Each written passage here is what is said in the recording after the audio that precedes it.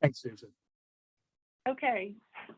The Actuaries Club in the Southwest is committed to adhering strictly to United States antitrust statutes.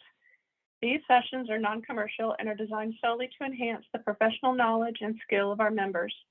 Any sessions, discussions, or handouts which set or control prices or terms of products or services, or set or control the manner in which products or services are sold, are forbidden.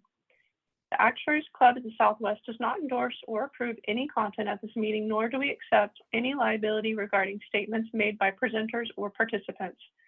Your participation in these sessions is acknowledgement of your agreement with these limitations and of your promise to use these sessions in a professional and courteous manner. Okay, next I will introduce our two speakers for our first session this morning. Ben Hanley and Ryan Lane are our first two speakers. Ben is a senior in the Insurance and Actuarial Advisory Services practice of Ernst & Young. He has 6 years of professional services experience in the insurance industry.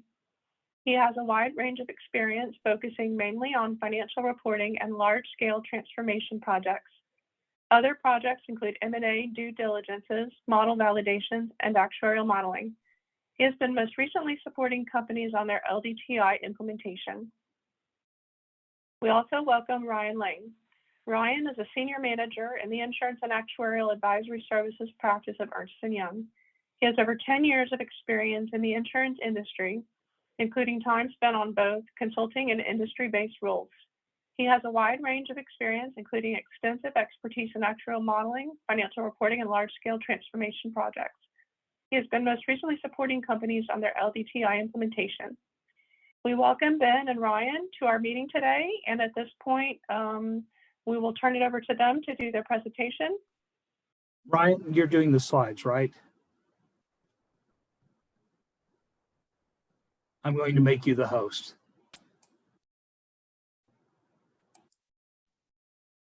Ryan, you're just on mute. Thank you. All right, thanks Susan for the introduction, and I'll share my slides. Okay, can everybody see the slides? Yes. Yeah. All right, perfect. All right, we'll get started then. All right, we'll start with the agenda. So for today, we're talking about practical considerations for testing the LDTI end-to-end reporting process.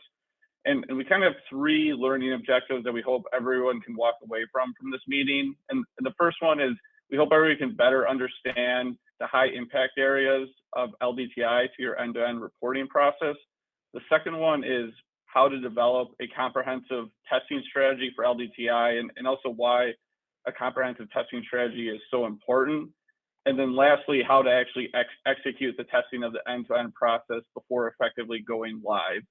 So for our agenda, we'll start off a little bit overview on the LDTI and end-to-end process, and then we'll talk a little bit about modernization because that does impact your LDTI testing, and then we'll really dive into the LDTI testing considerations. We go to the next slide. So instead of giving a background slide about LDTI itself, because I'm sure a lot of people have heard this over and over again, we're going to kind of just give an overview of the timeline, because I feel like this is one area that people really get in the weeds, and then before you know it, you kind of forget, like, okay, what exactly do we need to share and by when? So if we kind of introduce LDTI, I mean, it is one of the most significant accounting change that has happened in the last decade to U.S. GAAP reporting companies.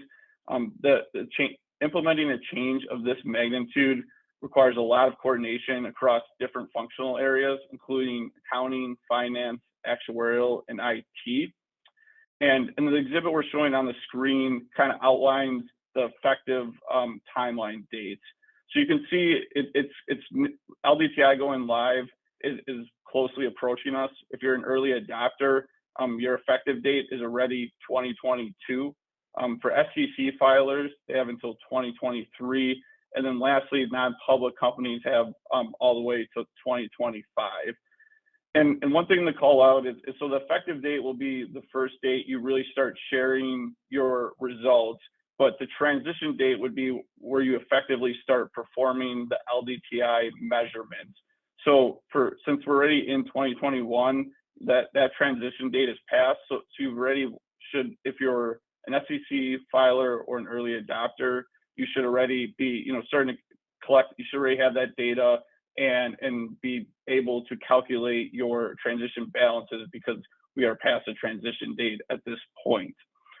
One thing to point out on the slide, you'll see that, so year 2021 and 2022 have this asterisk, and that's for SAB 74, which is kind of an interesting guideline where, companies are required to disclose the expected impact of recently issued accounting standards.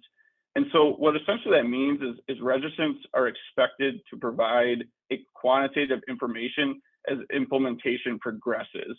And so if you haven't seen already, I think there's been a big public company that has released their LDTI results at the end of last month. And so we're expecting, a lot of other companies are going to be shortly following. So not everybody's going to be waiting all the way to the 2023 effective date due to the SAB 74, which is kind of a guideline that I think a lot of people don't right away think about. And so it's definitely impacting, registered companies that are starting to feel, that they want to be starting to share results sooner than later, now that the first company has shared their results. So the last thing to point out is since the guide, since these effective dates are closely approaching us, and people are becoming, or companies are in their later stages of implementation, a big focus right now is how do you get this, how do you know your end-to-end process is ready to go live? You probably made your accounting policy decisions, your actuarial methodology, begun collecting the data, but now you're really like, are you ready for your end-to-end reporting process to be in a go live production environment? So that's what we're going to focus on a lot today, which is a little different than a lot of other LDTI sessions, which are probably a little bit more technical in nature. So if I go to the next slide. So this is a really simplified view of the end-to-end reporting process. And what we kind of want to just walk through from left to right is some of the main high impact areas and due to LDTI. So if we start with the left side, the source systems, moving over to the data ingestion and transformation, some key things to think through, and when these high impact areas happen is the level of testing that's needed. So we first talk about actual historical. So under LDTI, now companies are going to be required to collect actual historicals for what used to be their FAS 60 and FAS 97 limited pay products. So your life products, and you're required to now capture actual historicals, which would be your premiums, your benefits, and then depending on your policy decision for expenses, you would be collecting your settlement expenses. And so if you look at like when you're walking from the source system to the data ingest, that'll be one additional hop that your company wouldn't have today for GAAP. So it'll be an area that definitely impacts, going all the way back to your source systems, finding that data, and then collecting it in a granularity that you need to perform your calculations, which would be at a cohort level, and then storing that data to feed into your actual models. And another secondary impact due to collecting this actual historical data for your actual models is kind of affecting your experience studies. So now that you have to feed in actuals into your LFPB calculations, there's a lot of pressure to make sure that same data that's being used for your calculations is also being used for your experience studies. And the reason for that is in your LFPB roll forward, you have to explain each time to your external stakeholders your actual to expected variances. And so there is a bigger focus on making sure your actual data is being shown to companies, and so that your assumptions are matching that when they flow through your LFPB disclosures. So it's definitely put a higher focus on having strong controls around that, and also being a little bit more centralized. Where in the past, companies had maybe a tendency to have a one-off, or their experience studies were collecting data and maybe weren't as in sync to their actual and finance. teams on this data. And then if we still stay in the data ingestion and transformation section, another key change is, before under FAS 60, your assumptions were locked in. So a lot of times you would create these assumptions, you lock them in, you throw a pad on it, and you wouldn't really think about them much besides for loss recognition testing, which was typically at a much higher level than a cohort level.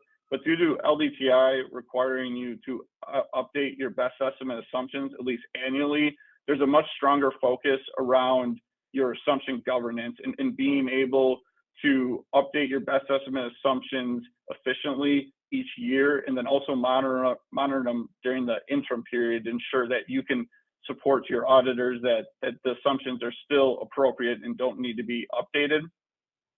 That's another key change. And then the last thing in the data ingestion transformation section is obviously you have to store this data somewhere. And so these new data requirements do have companies kind of looking at their approach for data storage and making sure that it's robust enough to handle the LDTI requirements.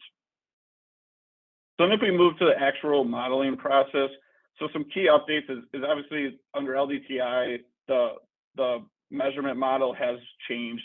So you're now updating actuals, so that requires updates to your actual model. And then also the underlying calculation itself has changed for when it comes from MRBs, and then your DAC cohort calculations, and then the disclosures required that need to be produced from your actual model.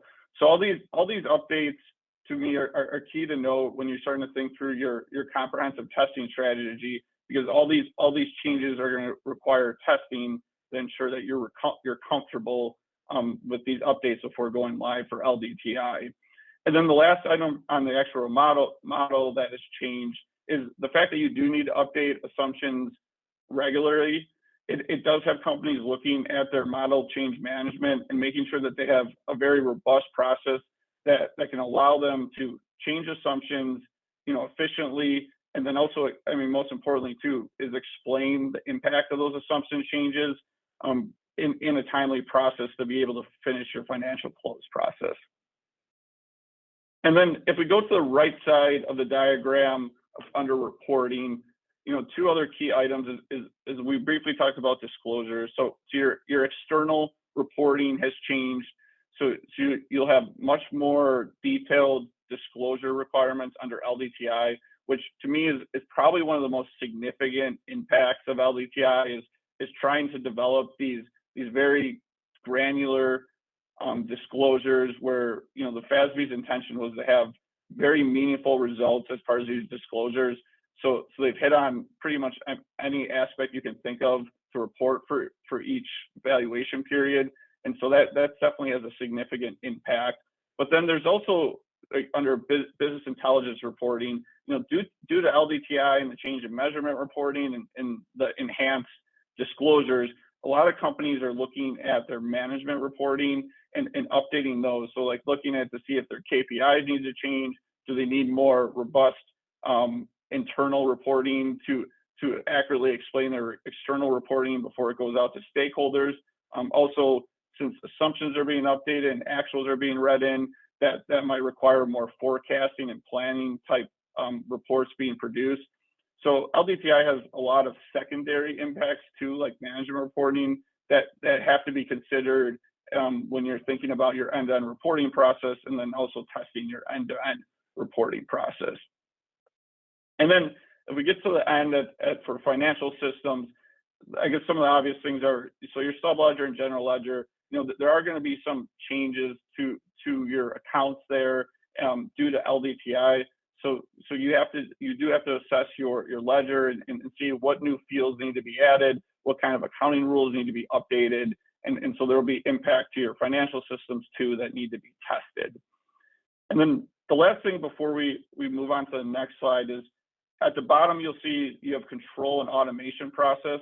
So this is one thing that companies should be thinking through, earlier than later. And so when you start developing these new, I would call, processes and hops from different systems that you haven't had before, what kind of controls and automations around there are in place to support those new systems? and then how they've been tested to ensure that they work. So when you do try to go live, you're able to show that you have a controlled environment and there's no issue. You mitigate your risk of data being inaccurate through your systems.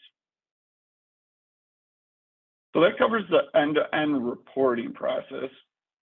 And if I go to the next slide, all right, so the next slide is around modernization. So I think this is a key topic to briefly touch on before we dive straight into LDTI testing.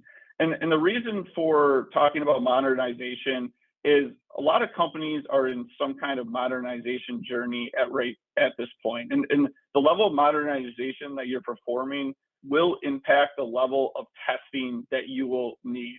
And so modernization typically occurs when some kind of trigger event happens. And LDTI would definitely be considered a trigger event. And a lot of companies have used LDTI as a catalyst to modernize their end-to-end reporting process.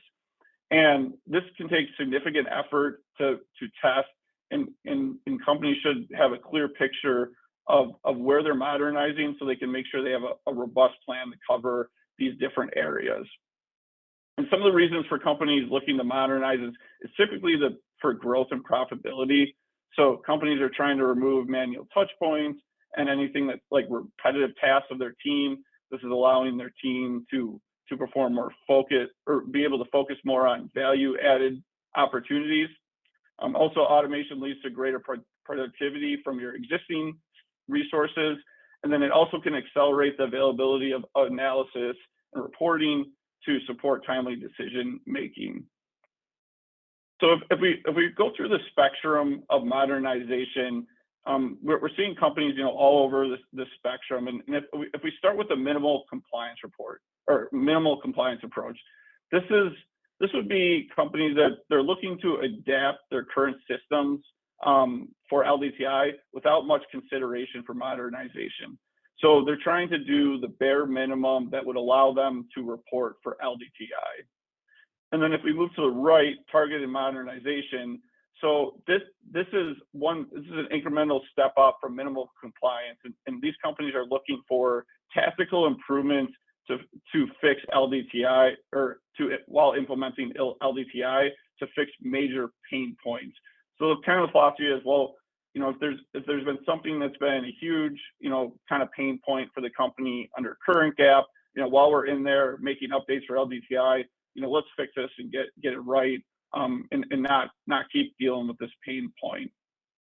And then if we move all the way to the right for full modernization, this is where companies, they're having the philosophy of they're trying to move their end-to-end reporting process to the optimal future state vision. So this could be companies that had very outdated systems or processes, and LDTI was kind of the straw that broke the camel's back, and they're feeling like, okay, this is enough. Like, we can't just keep using these systems and processes. We have to modernize now, and we're going to use LDTI as kind of the catalyst to complete this. So when you're thinking through your modernization, a couple considerations to think through. So if we go back to minimum compliance, so obviously one of the pros is for minimal compliance, you're saving on implementation costs. But one of the key things to really think through is, are the savings you have from your implementation that you saved during implementation be evaporated quickly due to high operating costs moving forward? So if you have systems that are just not well equipped to handle LDTI, you could see major increased costs moving forward from an operating standpoint. So it is definitely one consideration when you're looking at minimum compliance. And then for targeted compliance, this one, the consideration is a little bit more balanced. But one key consideration is, obviously your implementation costs will be greater due to the level of build and testing that'll be needed. So if you think about, if you're limiting manual touch points, you probably have to you have to test that automated approach. If you're doing new data transformation that wasn't done before to get to your new systems or processes, those will need additional testing too. And then another consideration for targeted modernization is, will there be rework if a full transformation is done in the near future? So this is where it gets a little key to kind of, before you get too far is really think what is your future state vision for LDTI and maybe what it is in the next 5 years. And if you're planning on modernizing in the next 5 years, make sure that what you're doing for LDTI isn't going to cause rework in the future, because then it might make sense to accelerate some of that work. So there's a lot of strategy on how you target your modernization. And then lastly, if we go to full modernization, an obvious con of a full modernization is you'll have high implementation costs. Another consideration is if you feel like the full modernization is a longer term approach, it's not realistic to get done through LDTI. You really have to strategically sequence how you're going to make those modernization updates. And then you do have the risk of having to implement like a stopgap kind of solution if some of your areas that you want to be modernized aren't ready in time for LDTI. So there does come some risk too when it comes to a full modernization approach. And so all this said is really just to kind of show that there is a wide range of modernization being performed as part of LDTI.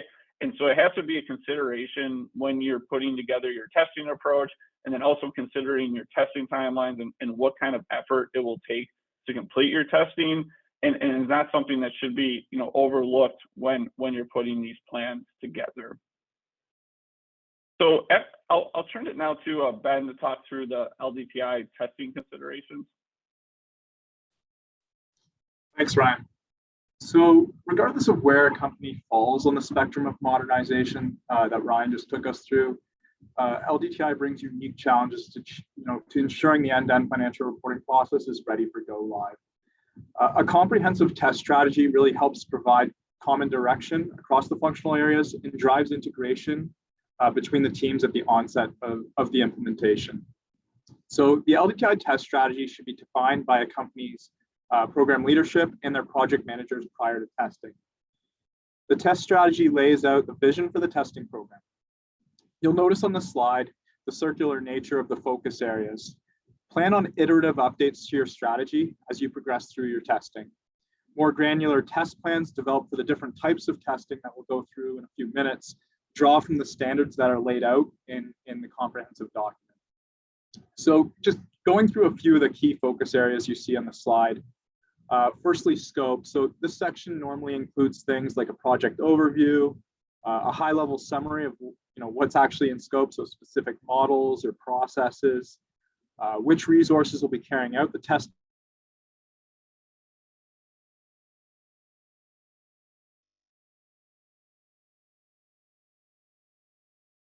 activity.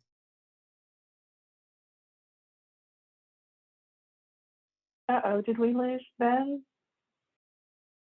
Yeah, I think we might have lost him. Let me ping him. Okay.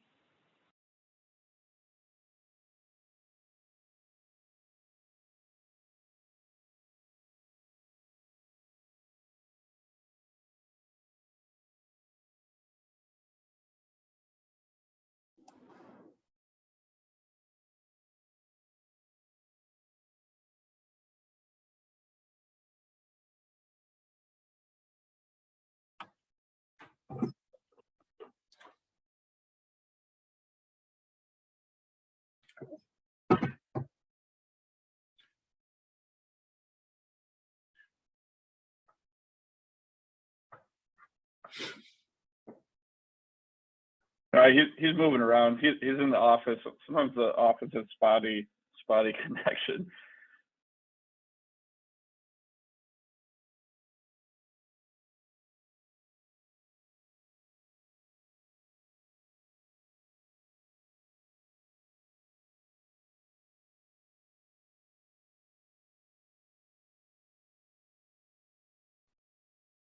Sorry, are you able to hear me?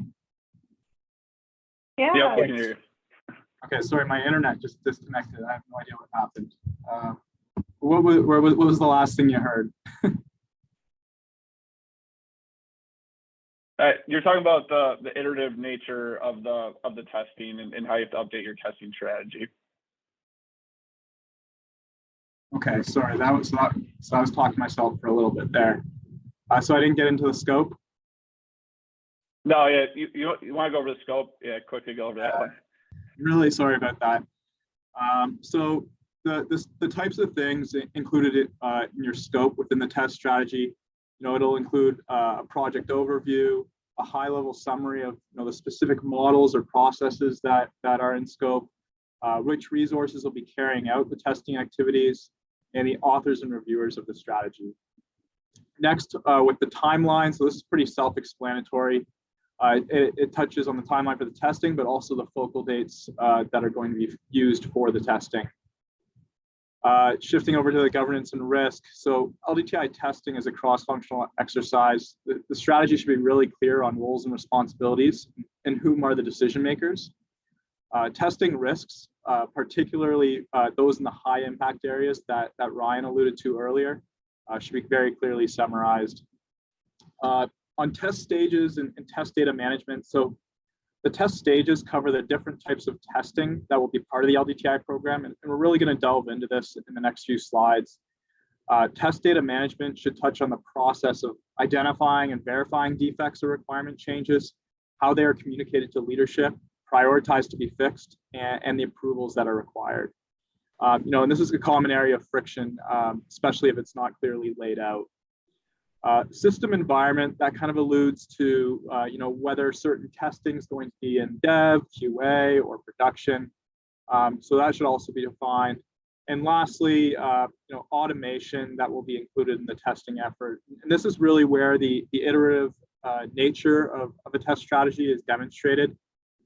Oftentimes early in testing, there's not a lot of automation in place, but close to the end, in order to meet business needs and for business to often sign off, there needs to be some form of automation in the testing effort.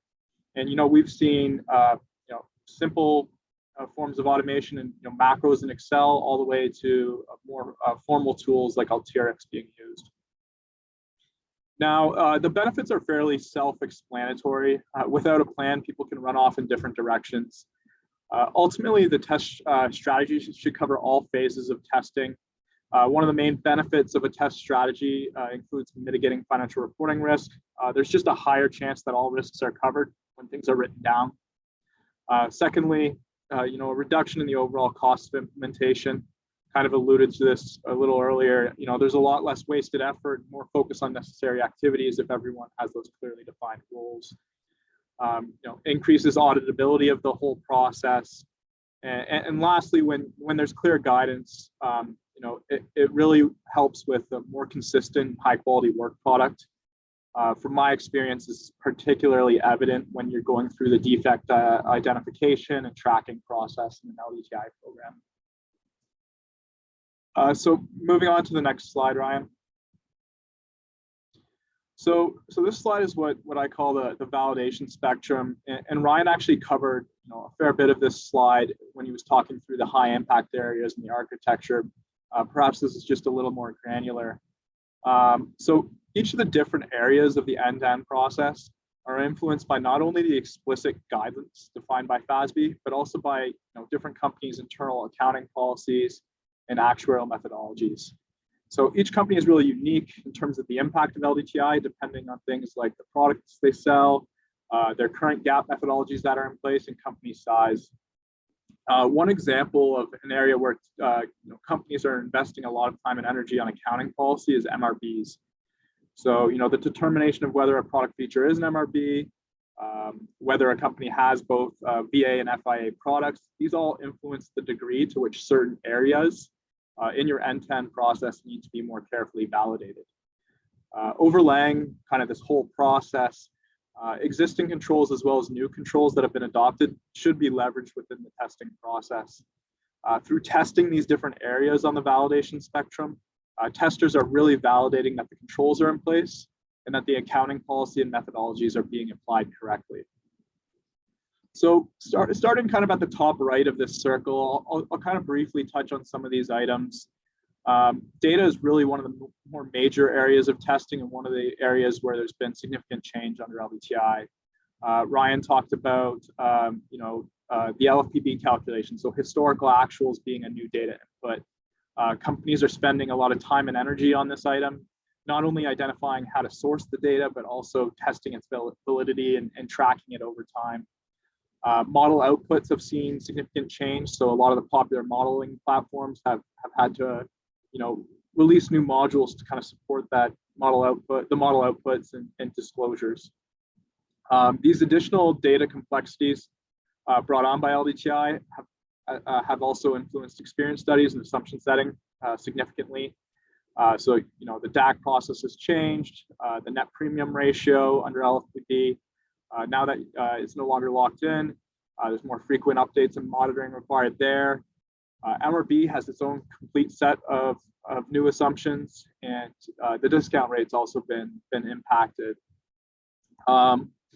Goes without saying, but obviously the LDTI models are a huge focus for the testing effort.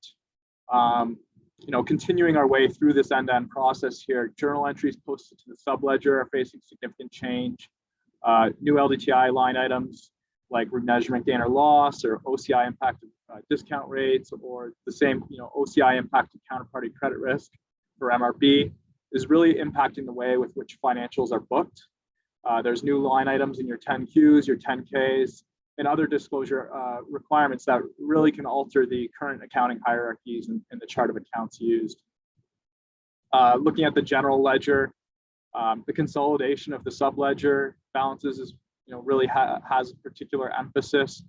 Companies, especially those public companies that are kind of going live in 2023, there is going to be a bit of overlap where your ledger is going to have current GAAP results in 2021 and 2022, as well as LDTI results.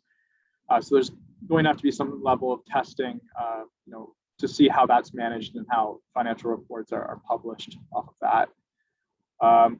We mentioned earlier, there's a number of new disclosures. There's roll forwards for MRB, DAC, LFPB, other quantitative information like which discount rates are being used or what the liability durations are. These items also have to really be covered under the scope of LDTI testing. So, to summarize, at a high level, LDTI testing really encompasses data, assumptions, and financial results as you're moving from admin to ledger to reporting, complete end to end. Next slide, Ryan. So, now that we've kind of covered, we've covered what a test strategy is, we've covered some of the key areas that, LDTI testing has to validate. I want to talk a little bit more about the different types of tests and the levels of testing that needs to be performed.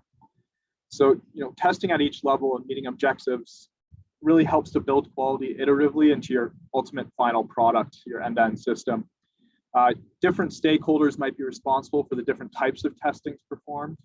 So on this slide, you'll see a W standing for work stream executed. In this case, we can assume that's IT. The integration testing team, we've generally seen a combination of IT and actuaries, and the B for business executed, you can assume is valuation and modeling actuaries. These definitions might change and might vary by company depending on how they operate. So looking at the first type of testing, unit and developer testing, this really, it can be defined as the initial testing that the developer is performing in the course of their development process. Unit testing of individual records gets performed to ensure the records are functioning as expected. So looking into a kind of a real life example here, a developer may be responsible for mapping model outputs to a roll forward disclosure line item. So their unit testing would involve looking at kind of a source value, target value, and doing a preliminary check that their code is working as intended. In addition to unit testing, the developer, to the extent they have kind of the knowledge, could also perform high-level reasonability tests. Moving on to component testing. So component testing is really made up of three parts: functional testing, non-functional testing, and early business testing. Functional testing is really just confirming that a particular requirement is satisfied within a singular component of your end-to-end process without integrating or looking at the other components of the process. So it's really similar in a way to the unit testing, except for who performs the test. So normally there's like a separate kind of IT team versus the developer looking at this. Non-functional testing, so the second one you see there on the slide, that's focused more so on looking at things like performance or security. So for example, how long does it take to build an in-force file using your admin data, and does that timeline, if put your financial close process at risk? Is there enough time to meet those deadlines? Early business test, it's really similar to the functional test in a way, except it's more so getting the business involved early so that they can help catch issues that the IT team might have missed, if they have certain knowledge gaps. Moving on, so end-to-end system integration testing. So this is really the first time you're looking at kind of the whole process. And system integration testing can be thought of really as testing the pipes of your process, whereas the dry run or parallel comparative runs that we're going to discuss in a second are looking at the actual numbers within the pipes themselves. The dry runs, so this is where a lot of public companies are currently at in their LDTI implementations and testing program. The objective here is to execute the future state end-to-end financial reporting close process to validate the upgraded systems and make sure the processes are producing reasonable financial results. So to the extent defects in the process are identified or changes to the requirements are necessary, the updates will have to go back up to the developer and then back through component testing before they can be introduced in future dry runs or parallel comparative runs. Finally, at the bottom here, parallel runs. So these are also frequently known as comparative runs that are LDTI. They're very similar to dry run, except there's a lot more of an actuarial focus. The expectation with comparative or parallel runs is that the actuaries are able to explain the transition impacts or explain to senior management why that the differences between what you're seeing in current GAAP and what you're seeing in LDTI are reasonable. So looking at this kind of slide from a holistic point of view, unit testing and component testing really just provide preliminary views into whether an end-to-end test is going to be successful. But insurers are really responsible for setting up criteria to determine when they're ready to kind of kick off the end-to-end testing. And we're going to dive into this a little bit more on the next slide. So for end-to-end integration testing, dry runs, comparative runs, LDTI program leadership should define the scope of the testing, the entry criteria, so what criteria needs to be satisfied to start the testing, and a clear exemption process. And this would also likely be laid out in that test strategy I talked about earlier. So these tests are a significant investment of time and resources. So it's really imperative that companies have these checks in place to make sure they're meeting their objectives and aren't a bad use of time. The scope and the entry criteria really can vary. So if you're looking at system integration testing, which is just testing the pipes, versus a comparative run where you're really taking a deep look at the financials, there's different goals in mind here. So for scope, this can include things like your testing date ranges, the expected work products of the test. So is it a balance sheet? Is it roll forwards? The scope needs to outline what results are reviewed, who is responsible, and the timeline for the testing.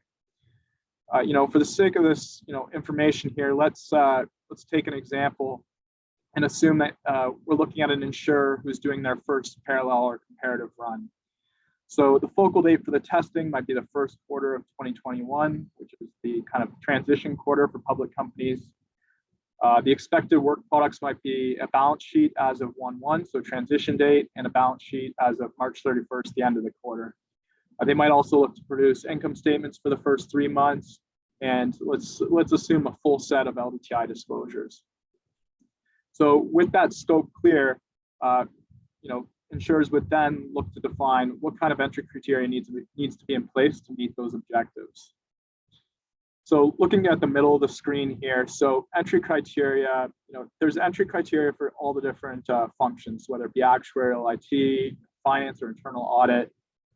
Typical actuarial entry criteria might revolve around model inputs, confirming that in-force and your historical actuals are all accurate. The methodologies are following the approved approaches, same thing with assumptions. Actuaries might have to sign off that model exceptions or remaining defects are outstanding are below a certain threshold and that their controls are in place. I could go on, but these are some of the standard items that you might see. On the IT side of things, it might be confirming that the automated processes have been integration tested, data is flowing through without errors, controls are built, etc. Now, in a perfect world, all functional leads are going to sign off on every aspect of the entry criteria, but in reality, that's just rarely the case. For this reason, it's very important to kind of lay out the exemption process, document, root cause descriptions, financial impacts, remediation plan, and timing. An example of an exemption might be, waiting on a model to have an upgrade, and if that upgrade is going to alter financial results, it would have to be captured.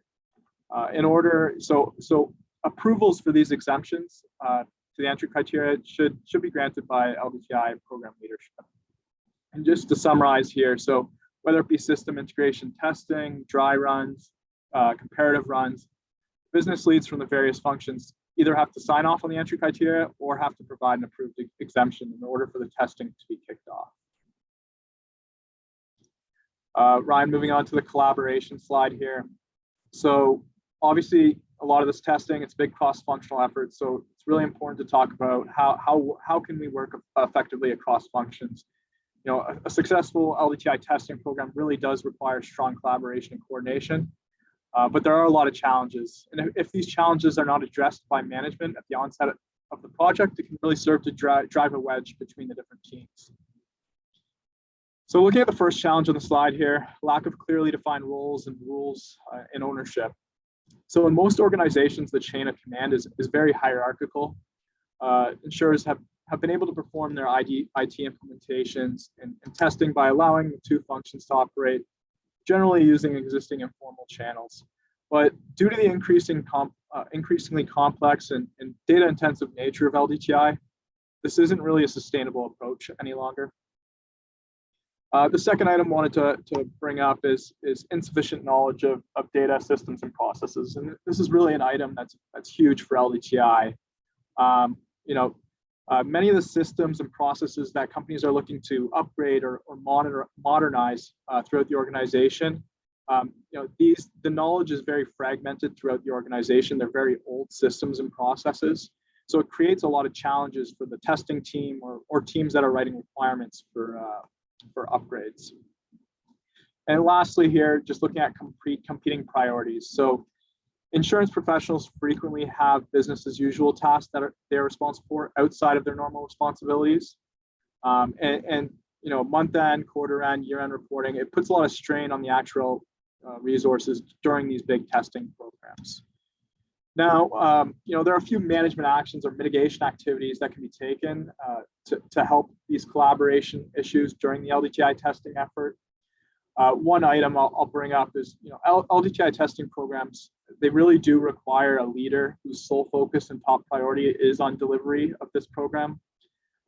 Their responsibilities are, they include managing the cross-functional teams of actuaries, finance, IT professionals.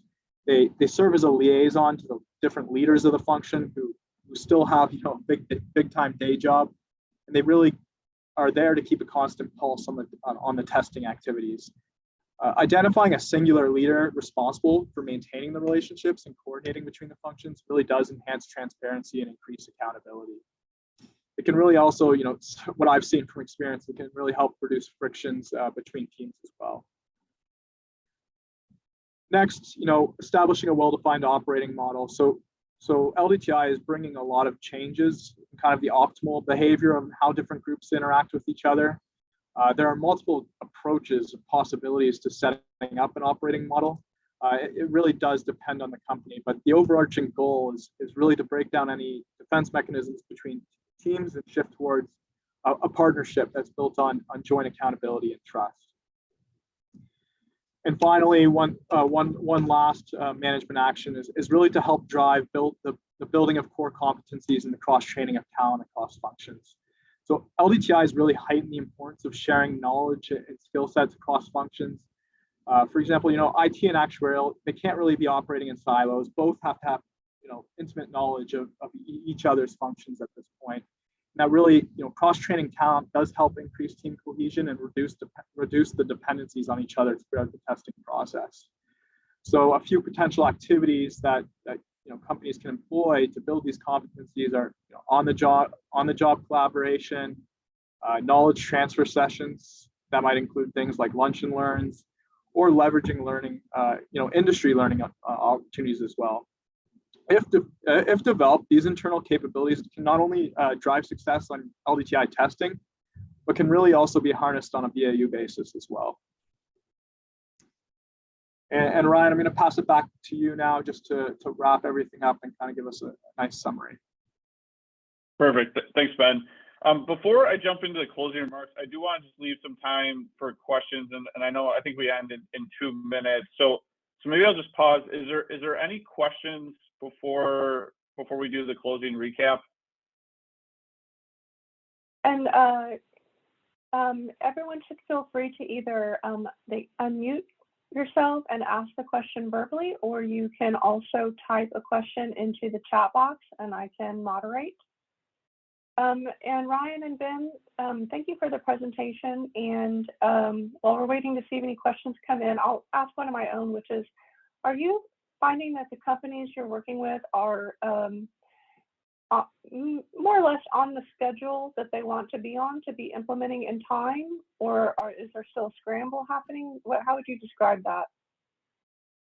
Yeah, that's a great question. I'll take a shot at that one. I mean, I think it definitely ranges on where companies are at, and widely ranging. And a lot has to do, how early they started LDTI and how well their systems were set up to handle these kind of robust requirements. I mean, I think every company in general, though, probably felt like this implementing LDTI wouldn't be as difficult as it has been. I think every company is running into some sort of challenges and shuffling timelines to some degree. But I mean, there's some companies at this time that I think are feeling pretty good about, where they're going to be at for LDTI. But there is also a lot of companies that are definitely scrambling at this time. So I'd say it ranges pretty across the industry. And Ryan, I'll add. I mean, the types of products that a company sells to really do impact where a company is at. I know, I've seen a couple different companies now. Companies that are faced with, have a lot more MRBs, for example, are facing a lot more challenges, whereas companies that might not have MRBs could be having a lot easier of a time.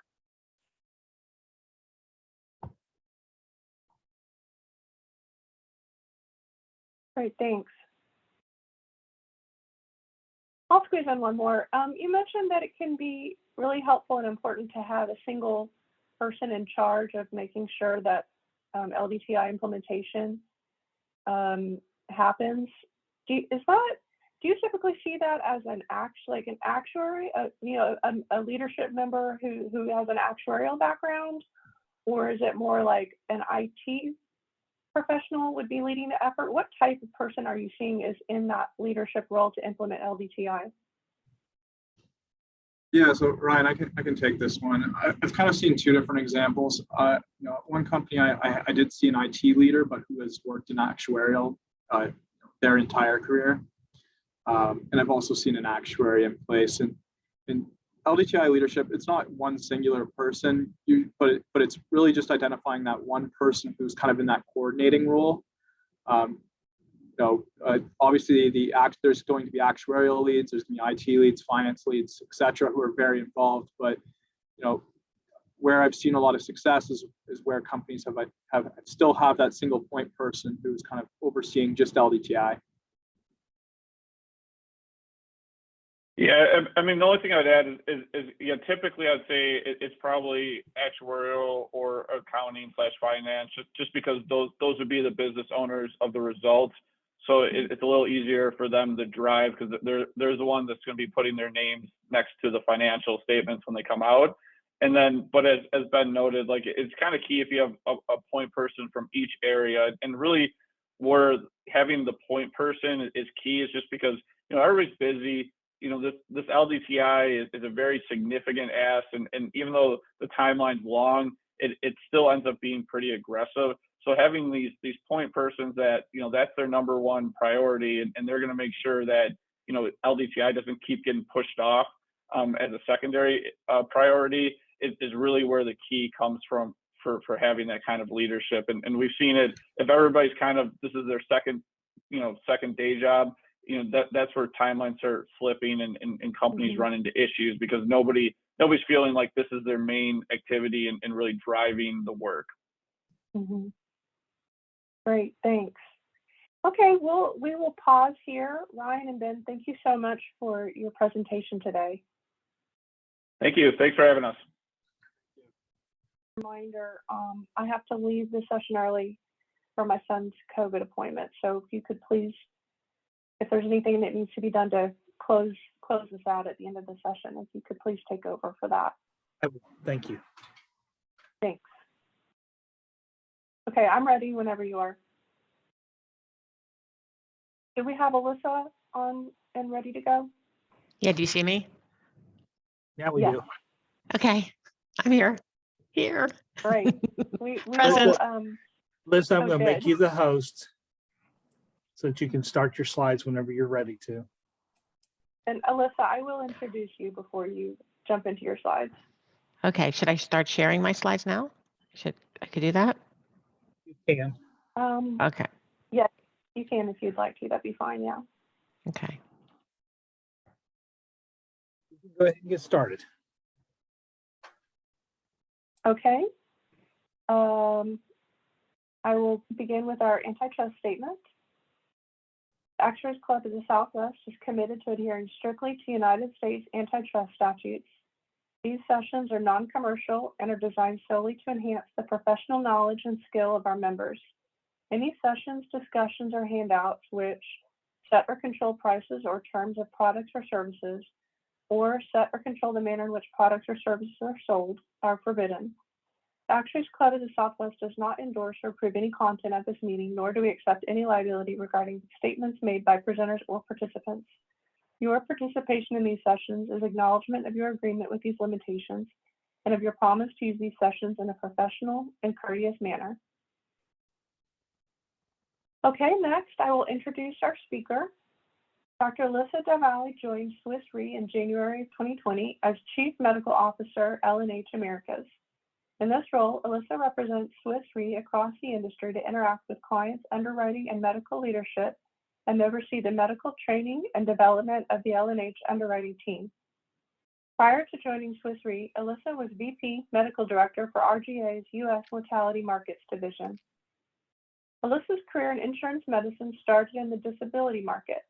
In 2013, she transitioned into the life insurance market as AVP Medical Director for MetLife, ending a 30-year career in medicine, which included private practice, hospice, geriatrics, Wittenberg University Physician and Emergency Medicine, as well as teaching critical reasoning at University of Connecticut School of Medicine, and visiting instructor for, oh boy, Quinnipiac. Quinnipiac. Quinnipiac, yeah. University. Famous for the Thank you. polls, the voting polls, the Quinnipiac polls. Yeah, same university. Athletic training and physician assistant programs. She was also former host of a live talk radio show entitled House Calls with Dr. Lizzie.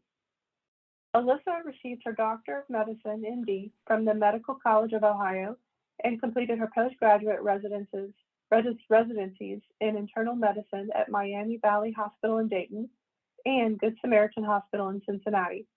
She has served on the American Academy of Insurance Medicine Scientific Program Committee and their Executive Committee.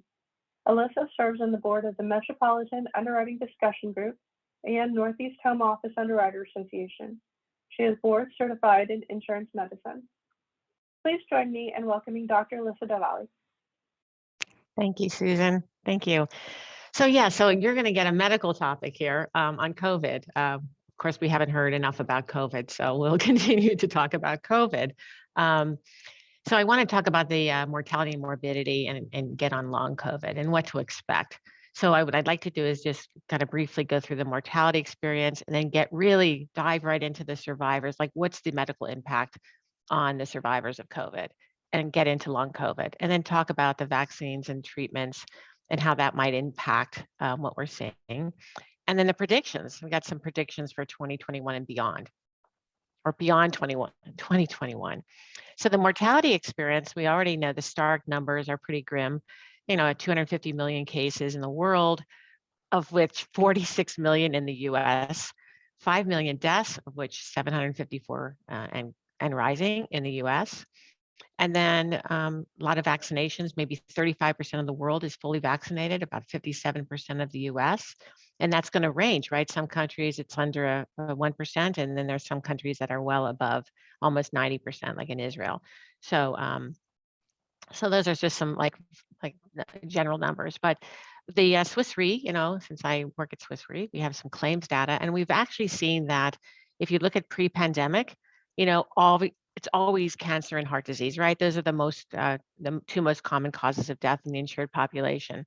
And then you'll see in March, comes in COVID, giving a good share. And then some of those COVID might have been late, whether or not they died of COVID or, there wasn't a lot of good reporting. If someone died in a rural area, did the forensics or the, coroner really test for COVID? So there's always a degree of that they weren't really accurate.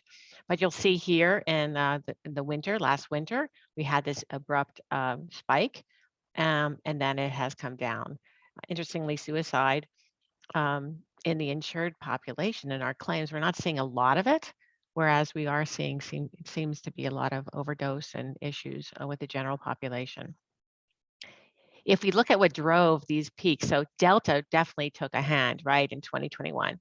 So we see that the cases, you'll see the rise in cases in the wintertime because COVID was a little bit seasonal, but also we had these little surges, usually 3 weeks after a holiday. And now it's starting to come down a bit, but in Australia, it's interesting. In Australia, they were pretty low on cases and deaths. And then just recently, there's been an increase. And we see that even in our country. So we see that in September, October, for some reason, it started to go up. It's starting to come down, but that was a little concerning. We saw this surge, but largely the vaccinations definitely have decreased the number of deaths. And I'll talk about that later. So what about the survivors? Because that's the question. You've got the, in-force book, and then you've got, new applicants, and people have survived COVID. So what is their health status? It might have been preferred, before the pandemic, and then what are they after surviving? So I'm going to go over that and like the end organ damage. So we'll get a little bit medical here. And who is the most vulnerable? What are the physical sequelae specifically? And talk about the mental impacts. So we do know, of course, the older population was the one dying off, right? And it makes sense. They have more comorbid conditions than someone who's younger. So age definitely mattered. The males versus females, and I have the slide after this will be my favorite slide on explaining why men are more at risk than women, but we definitely seen more men. And then the hazard ratios, when we look at deprivation deciles, the ones in the lower socioeconomic classes definitely had much more deaths, which makes sense with crowding and hard to get the social distance, getting the medical care. There's so many factors there. So that's a factor, and that all depends on your book. So most insured population would be in the 1, 2, 3, socioeconomic class. So why the men? Why do you guys seem to suffer the most? It's not in long COVID, but in deaths. And a lot of that has to do with, this is one of my favorite things, is the TMPRSS2. So you all know about the spike protein. It comes in, here's the COVID, and it hooks onto the, it's like the key and lock it. So the key is that spike, and the lock is that ACE2 receptor.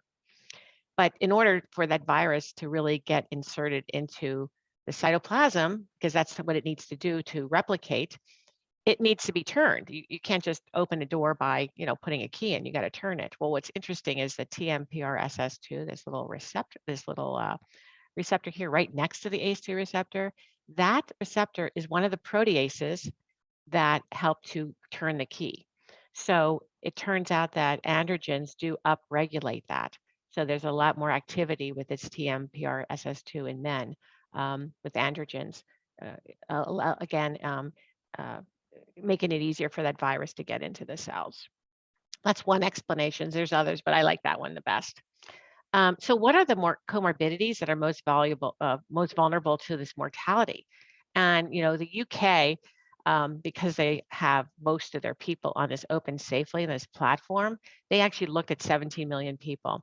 And I already spoke on the age, sex, but obesity, the greater the BMI, the more risk, because you have more ACE2 receptors. Smoking status, we're not sure why, but look at that. If you currently smoke, it seems like you're less likely to die of COVID. Not professing as a physician that anybody take up smoking, but there must be something. It's unknown yet, what is that factor.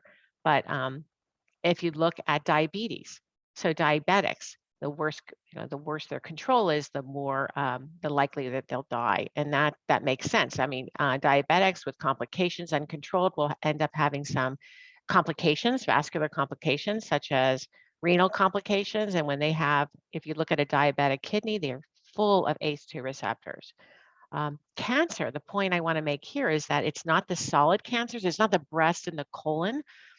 It's really the hematologic malignancies. So those applicants, those people in force that have had a history of lymphomas, Hodgkin's, non-Hodgkin's, leukemia, they're the ones that are at risk, not so much the solid, like breast. And then the other thing I want to bring to, and this is like one of my pet peeves, is this chronic liver disease. And I'll speak on that again in some other slides, but those with chronic liver disease are at much greater risk. And then anybody who's on an immunosuppressant, right? Anybody who has like lupus or diseases where they're on these really strong immunosuppressive therapies, including organ transplants, people who are on CellCept and these really strong, powerful immunosuppressants, they are definitely more likely to die of COVID. And also, they're the ones that are less likely to get a good response from an immunization. So some of those people that are breakthroughs, or, you say, oh, that person was vaccinated, but why are they so darn sick and in their hospital? Well, that population is probably, is likely those ones that are very sick and did not take up a good immune response with the vaccine. So this is an interesting thing. So an Economist has this great little tool, and it modeled this whole, you could put in the person's age and their gender and give them a disease. And it gives you the percentage of hospitalization or the risk for hospitalization or death. And this is, I got to say, this is before the treatments now, because so much has changed. This COVID, I mean, how things have evolved in the treatment, the vaccines, everything has really played in it's a moving thing. So this is prior to the molnupiravir and Paxlovid, because who knows what that's going to do. And I have some thoughts on that. But because if you could decrease the severity of a disease, you're less likely going to have some sequelae. So if you take a 55-year-old female and give her breast cancer, her risk for hospitalization is 6.5% according to this model, and her death is 0.5%. Where if I take the same age and make it a guy, give him some obesity, goes way up, right? 20% chance of hospitalized and 0.8% chance for death. So that's just an interesting place to go, tool to look at that. But let's talk about let's get into the medical, like what is it? I talked a little bit about the spike protein and all that, but these ACE2 receptors, these are everywhere. They're in all your arteries and veins. So they're obviously then in every organ system. So the problem is you've got this virus that gets in, causes its inflammation, and these viruses get into, and they love that ACE2 receptor to get in there, and they're everywhere. So this virus can get into every organ system, except we're not seeing it so much in the brain.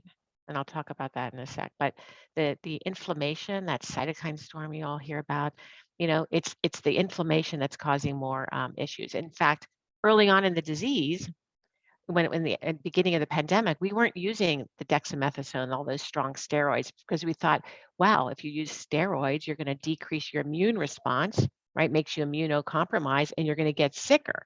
It turns out it's not the virus itself that was causing so much damage. It was actually the inflammation. So of course, when they started, using the dexamethasone, we had better outcomes.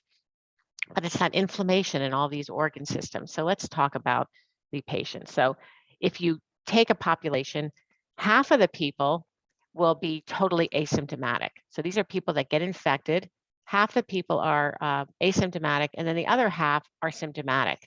Of those symptomatic with symptoms, 4 out of 5 will be mild, right? A slight cold, whatever. They lose their taste, whatever those issues are.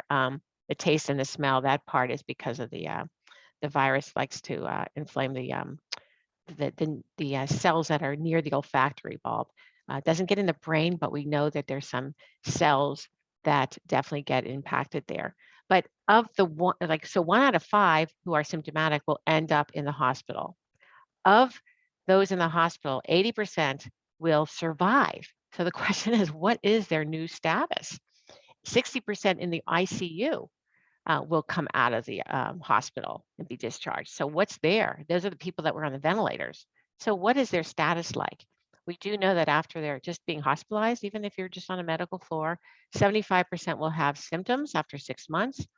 1 out of the 10 will have symptoms, for 3 months after just an infection. So that means the mild, any infection, you can have symptoms. You don't have to be hospitalized. But so there is a percentage that have symptoms. And most of the people who have this long COVID seem to be women. And it's going to portend on, obviously impact the disability claims, long-term disability. We're thinking maybe 1 to 5% will have long, enough of disability to render or adjudicate for a valid claim. And I'll talk more about that. So what are the secondary impacts? So what is the organ system? So what's interesting, the lung, early on, we were really worried. So I was giving these talks and predicting like, okay, the only lens we have is SARS and MERS. Well, SARS and MERS, SARS had a fatality rate of 10% as opposed to our 2%, 1 or 2% with COVID. And MERS was 35% fatality. Those COVID, those are coronaviruses, and they had like 30% of interstitial, lung fibrosis after if they survived. So their chance of having really bad lung disease, fibrosis, impacting their own long-term mortality and morbidity and mortality was really high. But we're not seeing that. Now the data shows that, yes, it's pneumonia, right? COVID is a pneumonia. It starts out in your face, sits there for about 10 days. 5 to 10 days. The ones, the Delta, the ones, these variants that are much more concerning, it's because they last longer. Not that they cause more severe illness. It's more that it's easier to spread. So the transmission, the RO, instead of it being 4, 3 or 4 with the regular strain of COVID, it's now like 6 or 7 with the Delta. So it lasts longer. You could spread it because that's how you spread things, through your mouth and nose. But anyhow, so the lungs, it's not causing as much damage as we had thought with SARS and MERS. So it's much better. But the thing is, there's still a 12% that are being left with this lung fibrosis. So mortality, the long tail, what is the impact going to be? So it may not impact them for 10 or 15 years, because when we underwrite somebody with interstitial fibrosis, with secondary fibrosis, they're not standard. I mean, they have a mortality. So they're no longer a table, standard. They're plus, they're a table 4, 5, 6. I mean, they're or decline. So the question is, what's that long tail? So that's definitely going to trigger critical illness and DI claims also. But again, it's like 12%. So we'll have to see how that goes. But the cardiac, the good news, the cardiac is not as bad. It's actually not going to be a concern. I wouldn't think that cardiovascular disease is going to go up because of COVID, because you either have an MI, because I haven't explained, COVID causes this inflammation, causes clots to form. And that's what causes the sequelae of all the damage to organs, is these little clots. And these little clots are actually your body's response, and it's supposed to be a good thing. So if you have an infected finger, if your finger's infected, you form these little clots so that the infection, the bacteria, doesn't spread and get into your bloodstream and spread. It stays there. Well, it's your body's defense, right? It's a cytokine, it's a reaction. You form these D dimers, you form these clots, really to protect you. But the problem is, if the inflammation is in every organ system, you're forming little clots everywhere, right? So that's the problem. It's systemic, it's everywhere. But the cardiac, if you don't have an MI or you don't get myocarditis, it's not like you're going to 10 years later have a heart problem because you had COVID. In fact, that whole viral myocarditis thing, easy to treat. We're not seeing people with long-standing, even with those athletes initially. Remember, we had all those athletes that had the viral myocarditis, but you could treat that, and it's very rare. And it's usually, we're not seeing a bunch of congestive heart failure patients or people needing, lung heart transplants. And any virus causes viral myocarditis. So when I was in practice for 35 years, I saw lots of viral myocarditis, and you treat it with steroids or non-steroidals, and people get better. And it was never a really concern. You almost assumed, yeah, you got a little inflammation of your heart muscle. So it's not a concern. The long COVID, okay, so this is going to be, and I'll speak again shortly on more on this, but this is the thing too, the DI book is going to suffer. So it's the DI book, and it's probably going to be more on the mental health issues than anything physical. So DI with the long COVID is a concern. So this is a slide. This is like a rated, well, hopefully you haven't had lunch and you're not going to puke it back up, because I'm going to show you a little short movie here. But this slide here, the point here is to really show you that even with mild cases, but even much more significantly with hospitalized patients, is this whole mental, the cognitive difficulties, the executive functions, the high executive functions. People can't multitask as they used to. So, but you saw that with even mild non-hospitalized patients, but those that are hospitalized, those are the people who might have some permanent or longer standing cognitive issues. So this is a little movie. I don't know if you can see this. So this is, so this person, there was a contest at the Pasteur Institute in Paris, and these physicians here got the award. They're virologists, and they're showing, this is the COVID on the bat's brain. So this is not a human brain. This is the bat's brain, but you could see the tissue, the substance of the brain, the gray matter is like disappearing. So that's kind of like the Stephen King little side movie I wanted to share with you. But that kind of links to Alzheimer's. And one of the things that are a big concern with a cause of death and morbidity and everything, especially cause of death, mortality, is not only heart and cancer, it's Alzheimer's. And that's going to increase. We already know before the pandemic that it was going to go from 34 million to 44 million, globally. And the problem is COVID, if we look at autopsies of brains of these patients who have died, they have similar molecular changes that resemble Alzheimer's. Alzheimer's is an inflammatory disease. You get these neurofibrillary tangles and all this amyloid, this scarring and crap. Well, so does COVID give you the same thing. So this is a big concern. And I think with the blocks of books with people 18 to 64, the question is, are they going to have an earlier onset of Alzheimer's? I mean, is the risk going up? And I have a feeling this is going to be a problem. So that's my guess. Now, my little pet peeve thing is liver disease. I'm passionate about liver. One of my friends, you even probably know his name, Sanjeev Chopra. He's the editor-in-chief of Up to Date, but he's like the big guru. He's Deepak Chopra's brother, and he's the big guru at Harvard at Brigham Women's. And I even asked him, are they seeing more liver disease, like severe, like cirrhosis? And yes, they are. So the problem with the pandemic, the stores that stayed open, the essentials, was the grocery stores, the pharmacies, but guess what? So were the liquor stores. So people were able to get their liquor. The bars might have closed, but they were able to be their own bartenders. So drinking went up, especially among women. And that's the concern, is women and alcohol. But also we joke about the COVID 19 pounds. Well, guess what that weight does? Gives you fatty liver. So fat, alcohol, not just viruses like hepatitis B and C, but fat and alcohol are toxins to the liver. So when you add those things, you're going to get a much quicker escalation of the development progression of liver fibrosis. So it gets inflamed, it gets fibrotic, and we're seeing cirrhosis. We're seeing stage 3 and 4. Stage 4 is cirrhosis in people. So this is a big concern.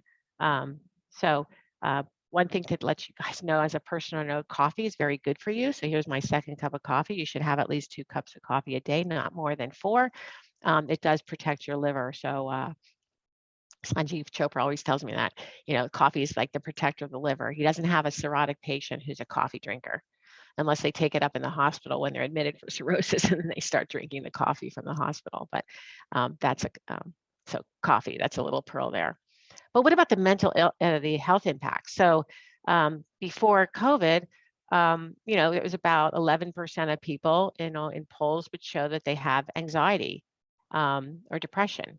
Well, in January 2021, I mean, the household pulse went up 4 times. So we have an increase in that. It's mostly younger people. And a lot of that is probably driven by the social isolation, right?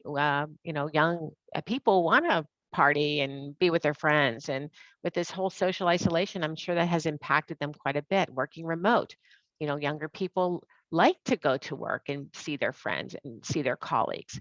And older people, they're okay staying home, so they're not as bothered by being home. Younger people in this age group have little kids they're dealing with. It gets really stressful. So this anxiety depression is a really big problem. And I don't think this is going to go away that quickly, especially, so this is yet to be seen, but this is going to be a big, this is a Pandora's box. I think this mental health issue can't be underestimated. The overdoses, and this is part of it. So we've seen like the opioid, I can give a talk all on opioids, so opioids started getting better because doctors aren't prescribing opioids as much. You can only do 3 days. You can't just give somebody a bottle of 100 Percocet. You got to give just, 3 days and 3 or 4 days, and that's it, 10 pills. So that's great. The prescriptions have gone up, but the deaths have gone up like recently. So the pandemic's caused a surge, and it's in every state of the union. So everywhere.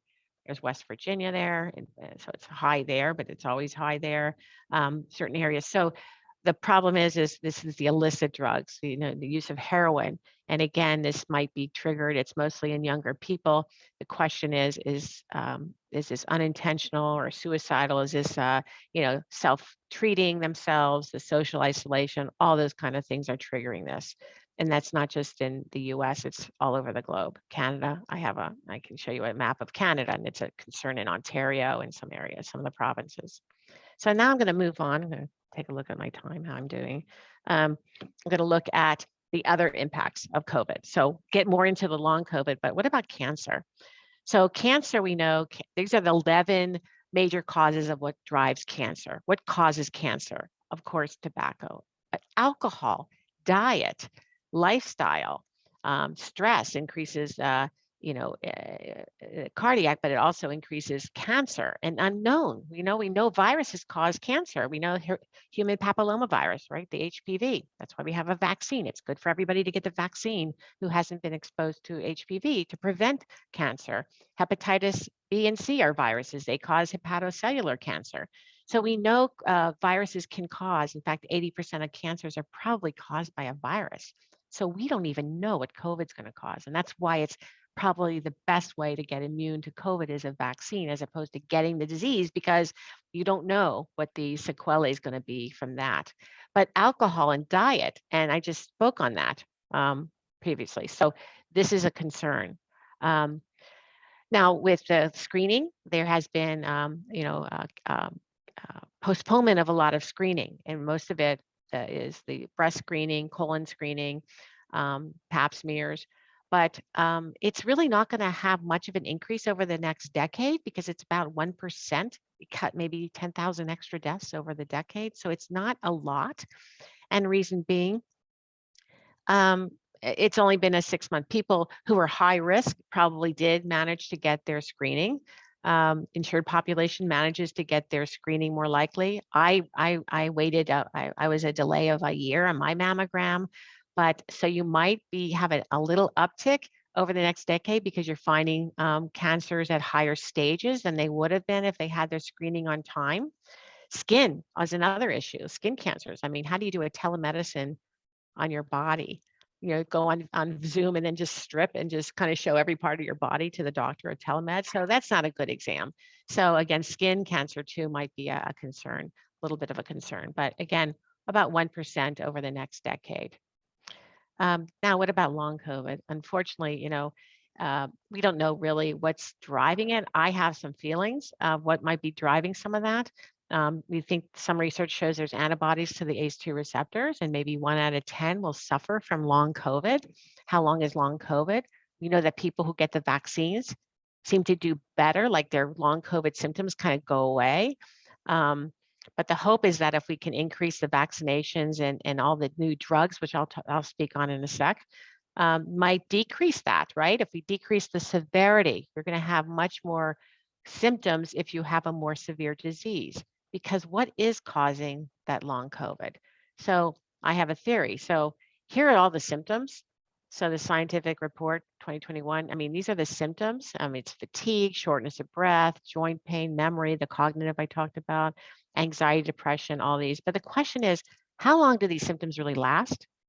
What treatment options are available to limit the severity? So if we treat this diseases of COVID now with those new, the Merck and the Pfizer drug, are we going to decrease the severity?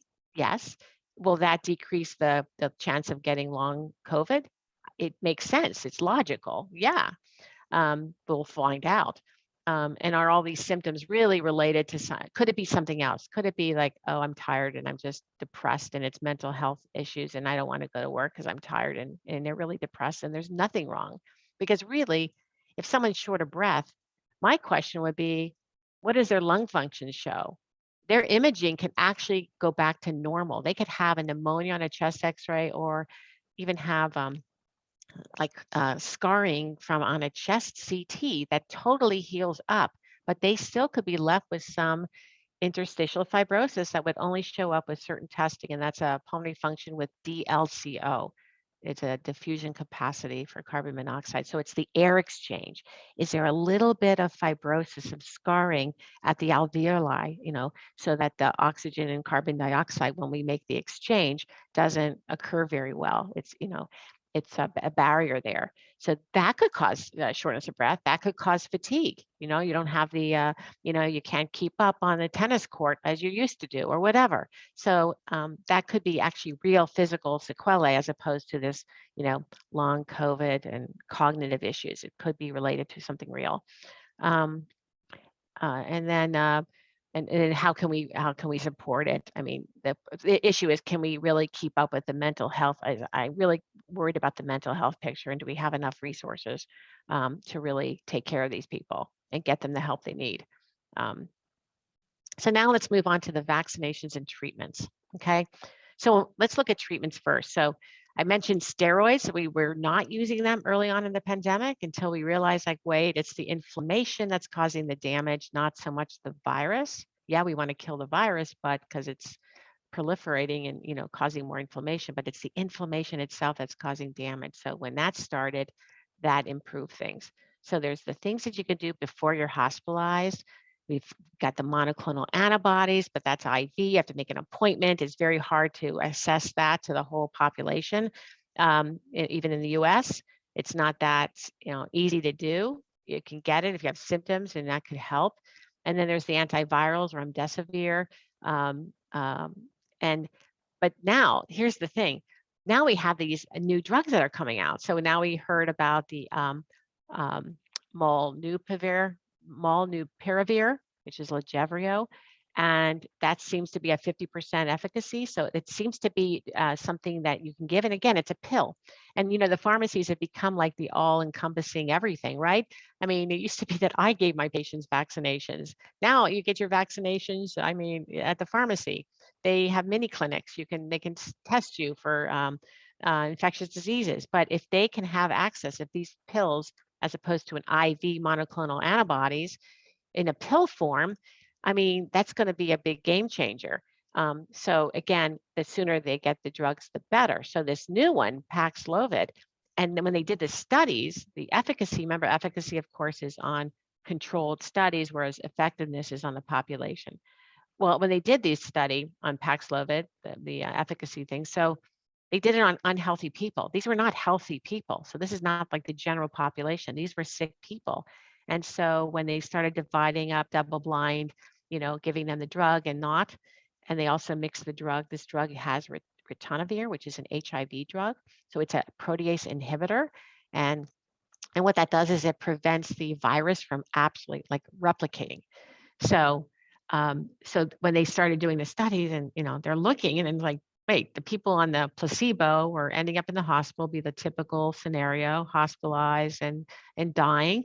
And when the ones on the Paxlovid, nobody was like very few hospitalizations and nobody was dying. So that's why the big push to get this urgently to move to be used now, so that we need to get this on the market. So that could be a big changer on all the data, like everything going forward. Going forward might improve on the morbidity and mortality from COVID. Now, vaccinations, I mean, this is the greatest thing ever. It's always been all through life. I mean, you talk about, the insights of vaccinations and research and development has been a godsend. And it's just like, if you even go back to George Washington, making sure his troops got inoculated with smallpox before they joined the army or actually went out to battlefield. I mean, it's things, polio, the surge in polio in the 1913, 15 in New York City that really pushed the whole Sabin, Salk, all those vaccinations. I mean, these are the things, the public health needs that seem to push for research and development. And the messenger RNA technique, I've got actually the next slide is going to be on all attributed to the woman who actually thought of that back in the 1990s. But we could see the vaccinations are definitely going up steadily. Thank God. There's been some hesitation, but it's still increasing. I think the Delta probably prompted some more people getting vaccinated, and then you could see the rollout or how the deaths actually came down. Again, we have this little spike here in September, October, even in Israel, United Kingdom, US, a spike in cases. But what's really kept those numbers down, because there's people that are still not vaccinated, only 57% of the US is vaccinated fully. Most of the older people, the old people who are most vulnerable, are all vaccinated. It's almost 90 some percent. It's the younger people. So we're seeing more, the population that's dying, we're seeing more a shift with younger people. But again, the vaccinations are going up. As I said, here's the 75 and over. You've got at least one dose, 95%. That's amazing, right? 99% of 65 to 74-year-olds.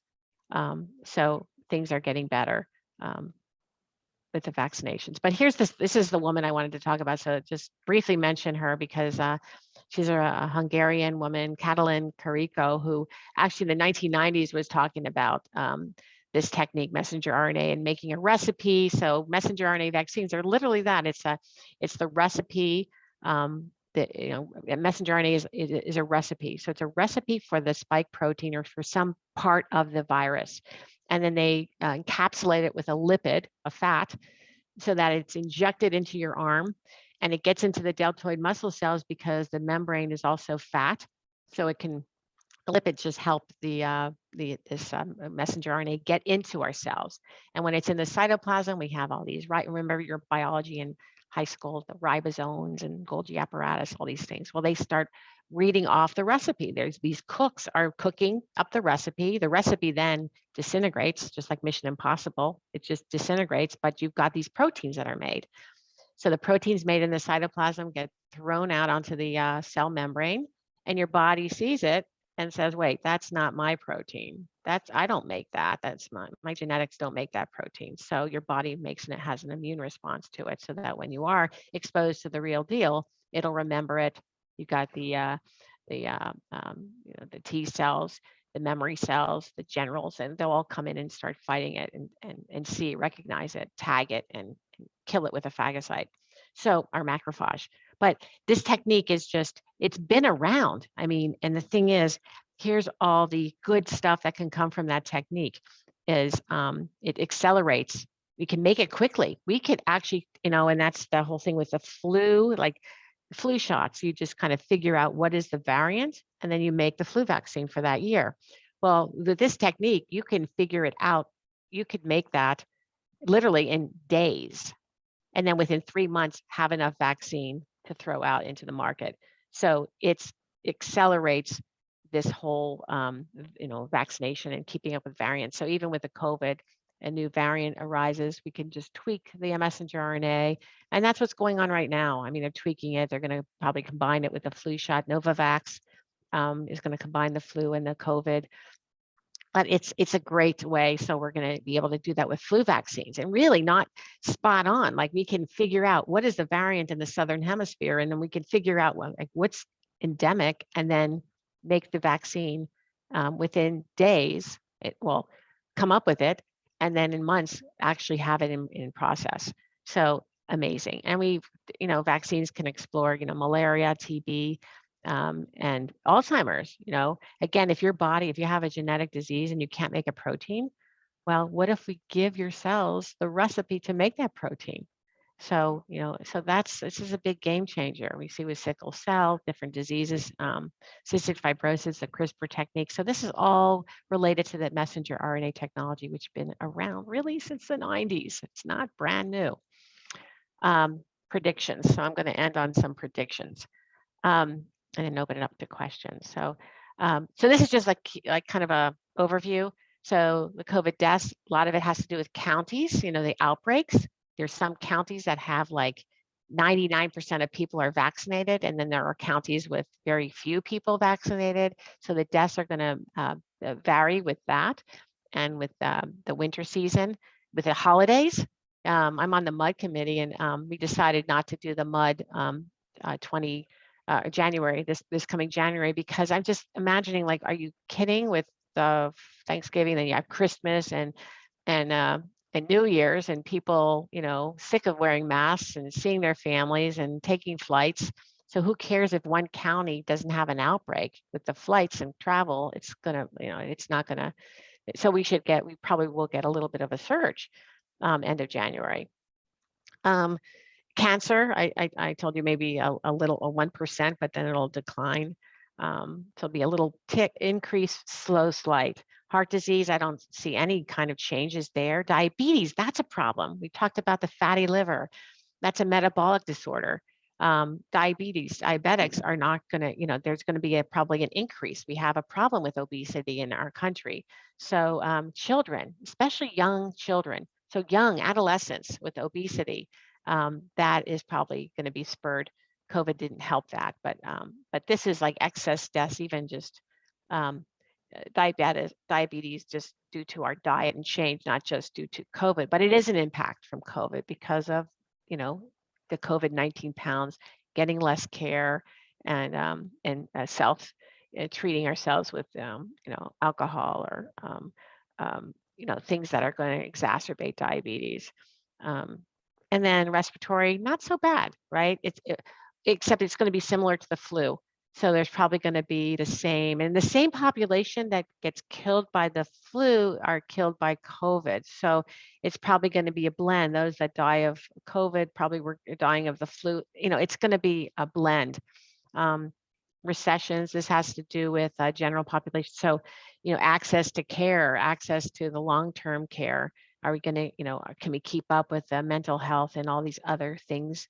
If our country, goes into recession, will we have enough people working to take care of people and manage these issues, and treat these issues? And then I mentioned the liver and alcohol, ad nauseum. I think I talked about that. And then the death, when we look now, the death is some of it's mostly in the younger population. They're less likely to be vaccinated. Those in the older, it's come down. So the overall COVID deaths seem to peak in January 2021, but it's going to vary. The impact on age and who's vaccinated, and behavior, right? Behavior drives everything. And geographical variances. So that's what I want to say about the slide. But here's a projection, the IHME, which you guys probably all follow too. These are the projections. So we're seeing that in the this winter, going through into March, that will probably be more along this line. It's probably going to be 500 to 1,000 deaths, per day. Will continue, because of the seasonal effect, and COVID's still here and not everybody's vaccinated. So there's the worst scenario if people just forget wearing masks and go about their business and, That could be really worse, or it could be better if we really mitigate and continue the non-pharmaceutical preventions, right? The social distancing and all that. But it's probably going to be somewhere around here as the projection. So similar to what it was in this past summer, or maybe a little bit worse, but there'll be a little bit of a surge. So the key, the last few slides is really on endemic COVID. So when we get to endemic state, which is probably around 2023, endemic just means it's in the population, it's there to stay, and it's, it'll be seasonal then. It'll be just like the flu. The maximum vaccination rate is likely to go to 85% by then, and most of it will be by 2023. Most of the population will either have been vaccinated or had the disease, so they'll be immune. We'll have that herd immunity type of thing. And then boosters will probably help to top off, and we'll probably see boosters will be, highly recommended for those at higher risk, like the older population or those with comorbidities, just like the booster right now is 65 and over, or anybody with any comorbid disease. And immunity is expected to be provide a marginally greater degree of protection than having the disease, but because you could get the boosters, and so keep up that immunity. So it lasts longer. Having a prior infection gives you some immunity for maybe 9 months. The vaccine, 8 months, but with the vaccine, you get another vaccine. So you just push the immunity up. So you just continue the immunity. The new treatments, I think, are really going to make a big change, help with the severity. And the annual flu is expected to persist. And again, they'll overlap because of the people that are vulnerable to the flu are the same people vulnerable to COVID. So a little bit more vaccine immunity will wax, will wane on par with acquired immunity.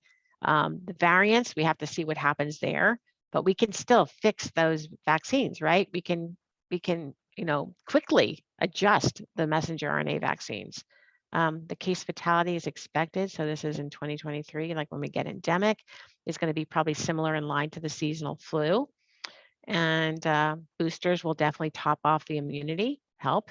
You have new formulations, combination vaccines. So Novavax is coming up with that flu and COVID vaccine for probably the autumn of this next fall. We have repurposed medications, finding, treatments, the monoclonals, but these new antivirals, they're actually old antivirals. The protease inhibitors are really helpful, especially if they're oral and pill form. It's easier. The flu, like I said, I already talked about the flu, but a lot of it is going to depend on the social mobility and what happens. But we'll get to an endemic state, and it'll just be like, another. Like a flu, another virus. And with that, I'm going to stop sharing. I do have a couple questions here. So. Yeah, okay, I see them now. Okay. You want to just read the first one then?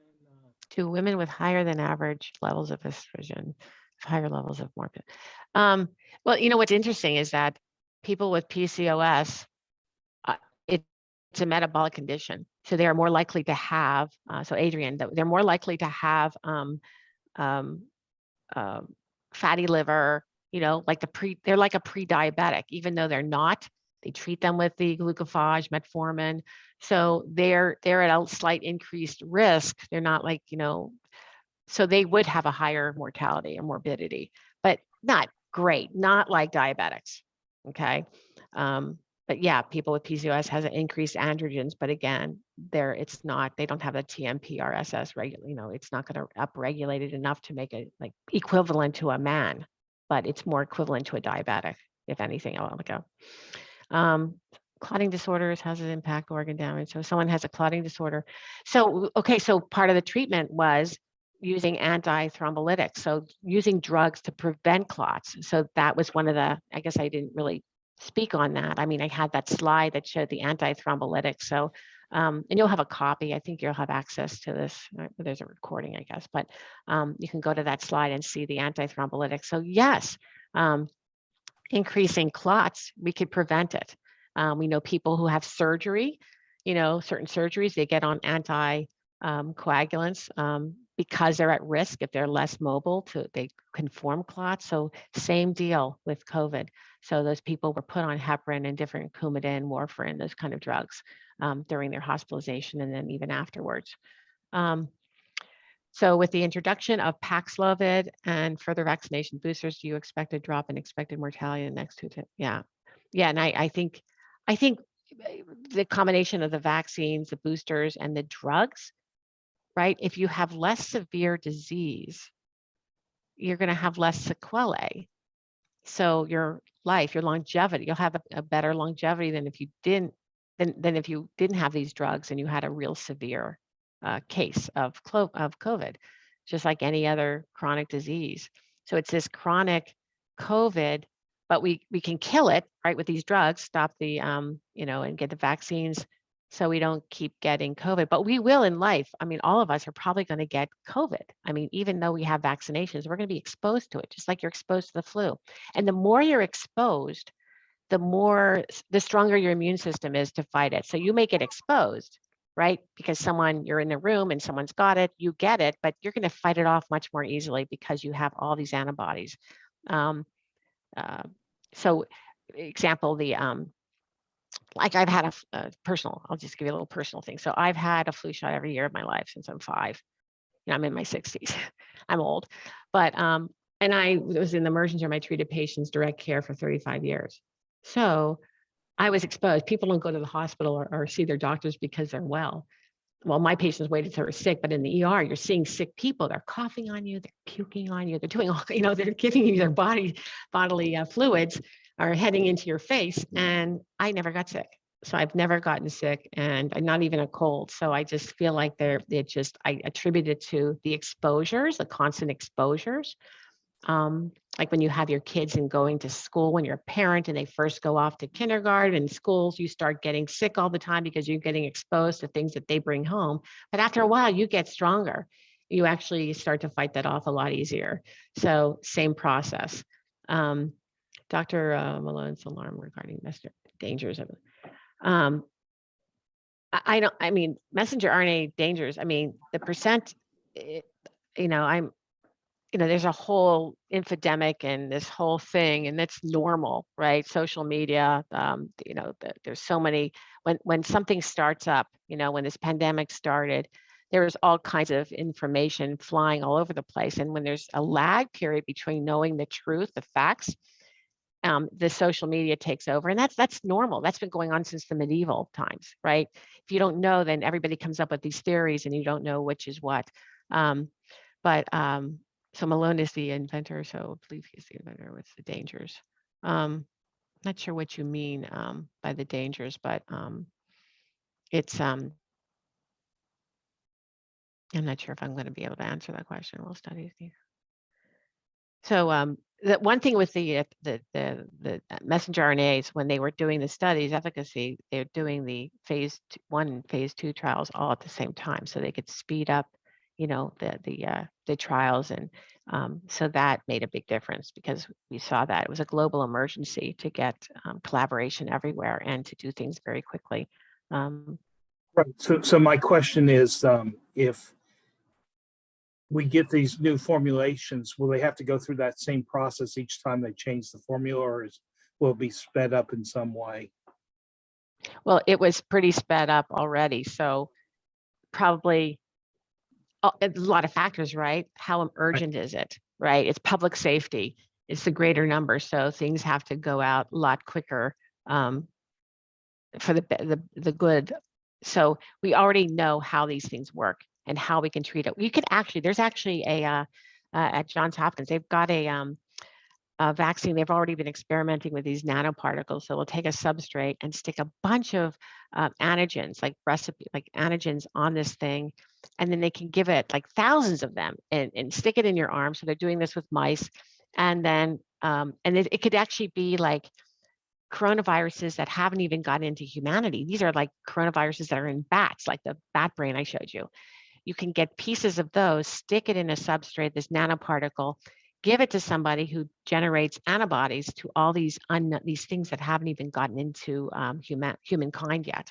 So it's, I guess I'm really excited about this whole, protection, because it's always been, and in resistant bugs, we have bacteria that are resistant to antibiotics. We're always trying to keep up. It's infectious disease that seems to be one of the biggest drivers of mortality and calamities in the world, other than climate. Of course, we have climate and earthquakes, and we have all those things too. But it's faster. There's more collaboration. For the first time. I mean, this is like record time, right? Right. But they'll go through studies, and there's a lot of people who volunteer. People don't want to die, and like, I'll volunteer, like I'll take that new shot. I mean, you start gaining trust in it, and you can get people to volunteer. Yeah. Well, thank you for your presentation. Appreciate it. And now we are well over time, so thanks everybody for your joining us, and this meeting is now concluded. So thanks everybody. Thanks for having me. Have a great weekend. Thank you. Don't drink too much. Drink your coffee. Yeah.